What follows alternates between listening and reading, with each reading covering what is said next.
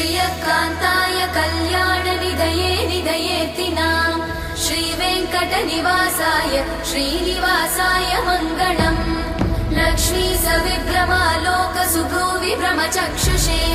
चक्षुषे सर्वलोकानां वेङ्कटेशाय मङ्गलम् श्रीवेङ्कटाद्रिशृङ्गाग्रमङ्गलाभरणाग्रये मङ्गलानां निवासाय श्रीनिवासाय मङ्गलम् सर्वावयव सौन्दर्य सम्पदा सर्वचेतसां सदा सम्मोहनायास्तु वेङ्कटेशाय मङ्गलम्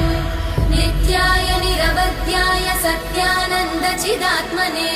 सर्वान्तरात्मने श्रीमद् वेङ्कटेशाय मङ्गलम् स्वतः सर्वविदे सर्वशक्तये सर्वशेषिने